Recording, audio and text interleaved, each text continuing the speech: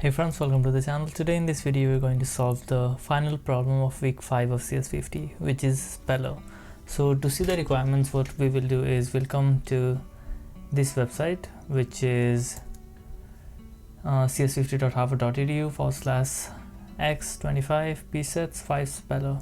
Anyway, so after you read everything, the very first thing that we're going to do is we'll click on Visual Studio Code, and that will take you here. Click on login, and that will bring it to this particular page. The very first thing that we'll do is we already have a folder we created in the previous video, so I'll say cd week 5 ls. Okay, we are here, so let's download the distribution code. I'll expand this, I'll copy this entire thing, come here, paste it, and that will download a zip file. And then what we will do is we'll say unzip speller. Okay, we have a folder, so let's get rid of the zip file. So I'll say rm speller.zip, press enter, y for yes, and alright, that worked. Let me do this. Let's go to speller folder ls. Okay, so we have multiple files here, and we also have 3 folders. A couple of things to keep in mind is we'll be coding in this particular file, dictionary.c. As you come down, you'll see to do. So these are the things that we're going to implement on our own. Dictionary.h, a few variables that are defined, and a few prototypes of functions that we'll be using. One to keep in mind is length, which is 45. Similarly, more files are makefile.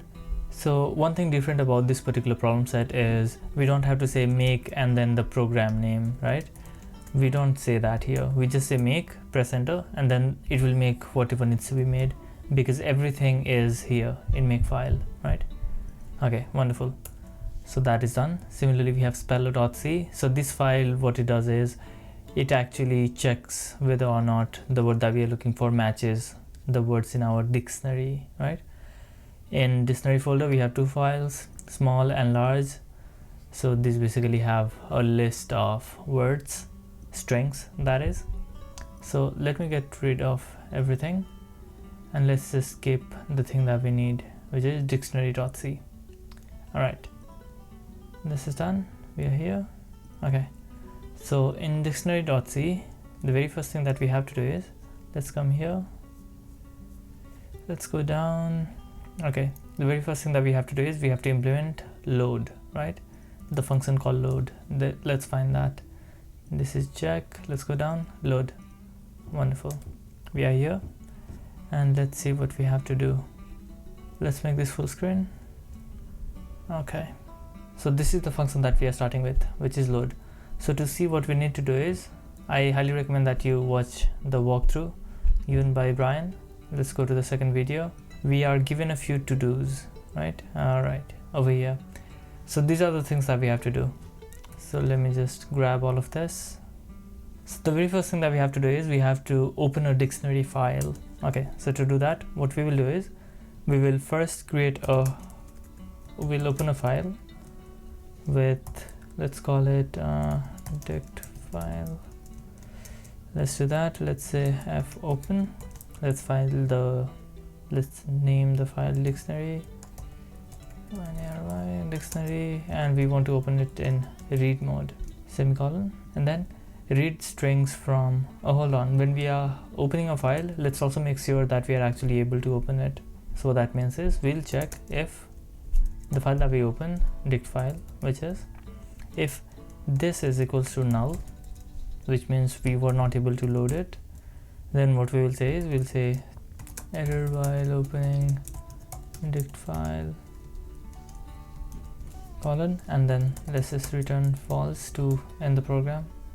The next thing that we're going to do is read strings from file one at a time. So file here basically means dictionary that we saw previously, the folder thingy. Okay, so what we are going to do is we'll first create a buffer. The reason we'll create a buffer is because we want to have some sort of variable, temporary variable, that we can use to basically compare and stuff. So we'll say char buffer. Let's give it a size of length. Remember length again is coming from dictionary.h. Length is declared here. So we got that. And the next thing that we're going to do is we want to use a function called fopenf. How do we know that? Oh yeah, we are using fscanf, not fopenf. So this is the way that we are going to use it. fscanf file %s word. So this is the format that we are using. So our file here is dict file. %s is the same because it is a string. Word is buffer that we are using. So what we want to do now is, let's see how fscanf works. Is it will go through a file and then it will keep iterating until EOF is reached, as in end of file, right? So what we want to do is we want some sort of loop, and that is going to be while this does not return EOF, end of file. We want to do something. Let's just copy all of this. Let's paste it here. And also, like, let's just make sure we do not make this mistake, which is once we are opening a file over here, fopenf, we want to close it, right? So what I want to say is I want to say fclose. What file are we opening? Dictionary, right? But we are opening it as dict file. So let's close that, dict file, semicolon. What we want to do now is we want to create a new node for each of the word that comes in this particular loop.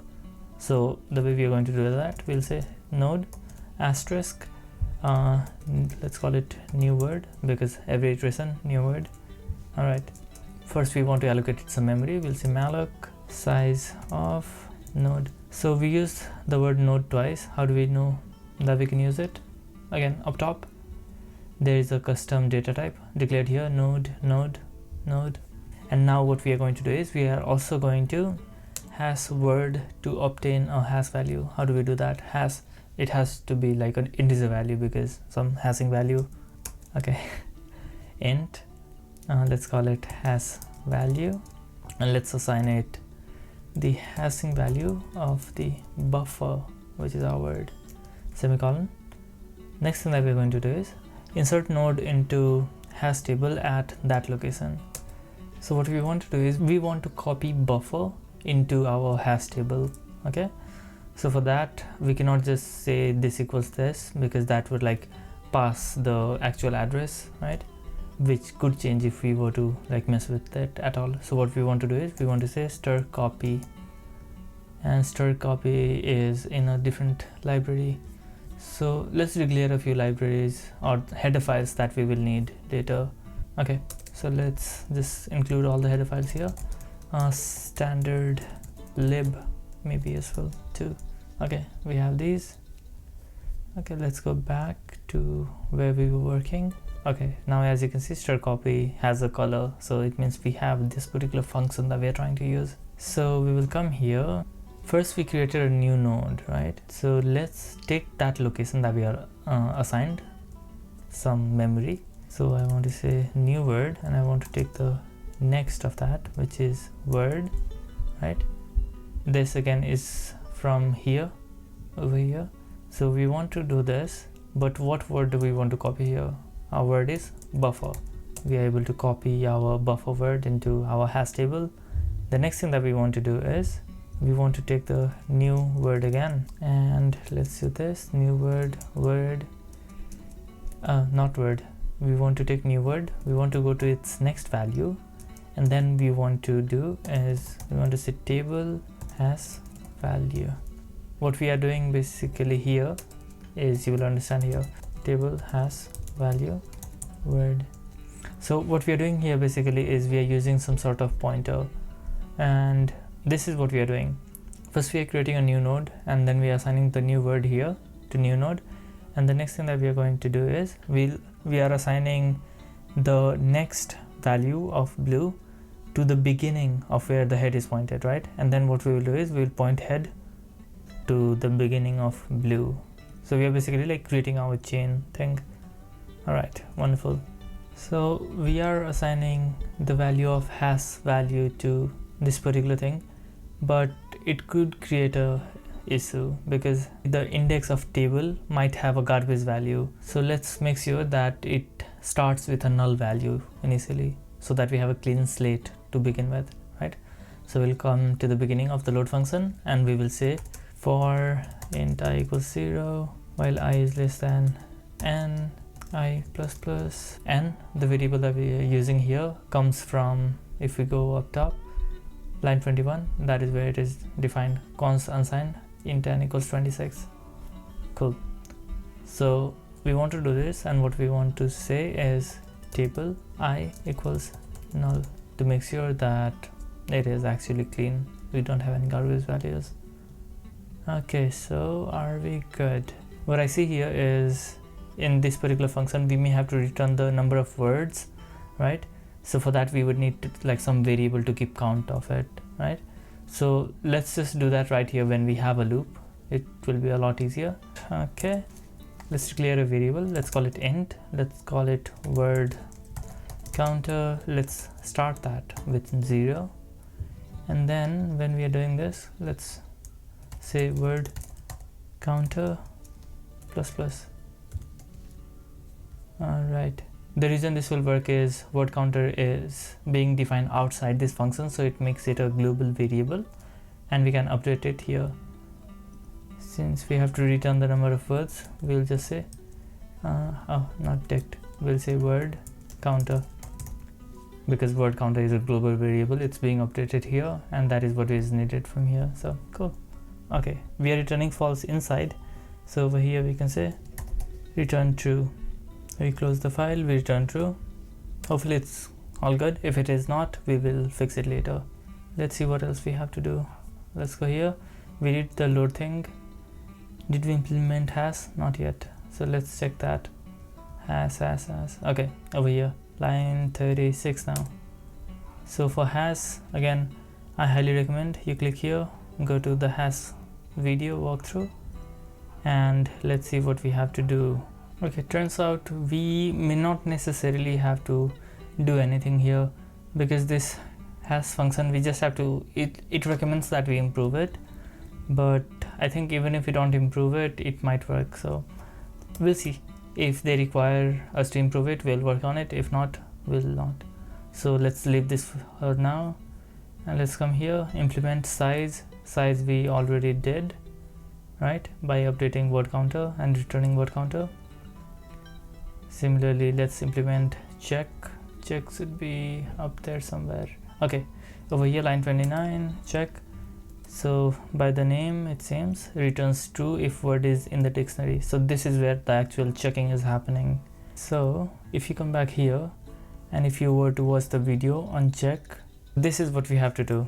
So again, I'll just copy all of this, select all of this, comment it. Stir case compare, this requires strings.h. Okay, so just a heads up, which is why we included all of these header files up top. First, let's declare a has value variable. We did initialize it in a different function, but that was not a global variable, it was a local variable within that function. So since this is a different function called check, we don't have access to that variable, so we are having to again declare it here, has value. And what do we want to call it? We want to hash it with word, because that is what we receive in this function. Since we are actually going to check it in the dictionary, what we might need to do is we'll have to initialize a cursor thing, and then we'll have to first point at this. We'll compare our word with this. Does it match? No. Move on to next. Does it match? No. Move on to next. Does it match? Yes. Then great. If it doesn't, and if like we have reached the null place, and if we have not been able to return true, then we'll return false. Basically, we were unable to find the word. So what we will do is we'll create that cursor thing. So we'll say node asterisk, let's call it cursor equals table from here, and then we will pass it has value, which will already be hashed by using the word that we have. Okay, so the next thing that we are doing is, as I said, we are basically going to go through the entire file. So what that means is while cursor is not equals to null, what do we want to do? We want to say if str, this is what we are doing. Yeah, if str CMP from here, which was explained in the video somewhere. Yeah, stir case compare, which we are using for cursor word, and then we are checking that with the word that we actually have, and if this returns 0, it means we were able to find a match, and in that case we will return true. Great. However, if we failed at it, we want to return false. Or do it though. We don't want to return false immediately. We want to go through, like, we want to go to the next word. If we failed here, we want to go to the next word over here, right? We don't want to return false immediately. If we have done through, like, if we've been able to go through everything, and if we have still not been able to find the word that we're looking for, then only we will return false. So in this case, what I want to do is I want to say cursor equals cursor's next position. Okay, this is where I want to go next. And if I've gone through the entire word list, entire dictionary, and if we have still not been able to find, then this while loop will stop because this will be null, right? And after we have exhausted our resources, only then we will return false, which we are doing here, which is good, right? So this basically means we found it, and this here means we couldn't find it. Wonderful. So hopefully this works. I guess I'm not missing anything. If I am, we'll fix it later. Okay, let's see what else we have to do. We implemented size, check is done. Unload, this is another big function that we have to work on towards the bottom. So with unload, what we are doing is we have to basically like free our memory in a way, right? And if you remember the last section of the lecture video, this is the walkthrough, but it was very well explained in the lecture video. So this is what we are doing. We are pointing temporary and cursor both here. Cursor is already pointed, I guess. And then we will first move cursor to book, we'll free temp, right? And then we will update temp to have the same value as cursor, right? Which is this. And then again, we'll move cursor there. Hold on. We'll move cursor here and we'll free temp. Again, we'll assign temp to have the value as cursor. And then again, like basically we'll go on until null is achieved, and then we'll free everything, and that way memory is not leaked. Okay, so let's say int I equals 0, again I is less than n, again global variable I++, and here let's say node asterisk, let's call it temp as was displayed in the video that we saw, right? Node asterisk temp is equals to table I, and then we want to basically create the same thing, but we'll call it cursor. We have these two. We will go through everything until cursor points to null, right? So when cursor does point to null, we want to stop our function. We have a while loop, and inside the while loop we are basically like going to point at different things. So first cursor will start pointing at cursor's next cursor this next value, right? That is what we are doing. First cursor is pointing to cursor's next value, right? And then what we will do is we'll free tmp, right? We'll free temp, and then again we'll point temp to book as in cursor's value. So that means is tmp equals cursor, and this will go on until cursor is pointing to null, right? And finally, if everything is done properly, we will return true. Let's just try to make it make. All right, we are missing something. Oh, str r is missing, line 41. Str string case compare. Cool. Let's see, let's try to make again. So to test our code, we will say correctness. Let's copy everything and let's paste it here. Waiting for results. All right, as we can see, everything is green. So to first we need to style it to get the full points. So I'll say style 50 up top right corner, apply changes, done, and then stuff solution, I don't care. How to submit, copy this, come back here and clear the screen, paste it, press enter, and it will take a moment to submit. It will ask us whether or not we are sure, which we are. By yes, press enter, and then we can see our score here. So yes, I want to open it. Command and click, or control and click, and let's see. Waiting for results. Check 50 give us 10 upon 10, which is full point for our logic, and style 50 full point as well. So this is how you solve the speller problem of week 5 of CS50. If you have any questions, drop them in the comment. And if you want to watch more videos for all the other problem sets, make sure to click on the playlist that is currently on the screen. I will see you in the next video. Until then, take care.